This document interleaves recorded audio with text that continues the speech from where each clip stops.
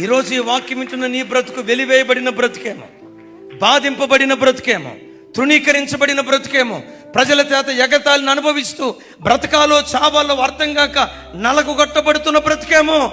నిన్ను దేవుడు ఎందుకు సమకూర్చాడో తెలుసా? విశ్వసించు. రాగల కాలములో నిన్నే ఒక బలమైన జనంగా దేవుడు మార్చబోతున్నాడు, బలమైన సంతతిగా నిలవబెట్టబోతున్నాడు. మనలను బలమైన సంతతిగా మార్చడానికి మనకు ఏమేమి కావాలో వాటన్నిటిని సమకూర్చేవాడు కూడా ఆ సారథే. నీవంటావు, ప్రభా నేను ఎలా మార్చబడగలనయ్యా? నాకు వనరులు ఉన్నాయా?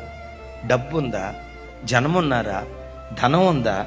వస్తువులు ఉన్నాయా? ఎలా నేను మార్చబడతానయ్యా అంటే విచిత్రం చెప్పమంటారా?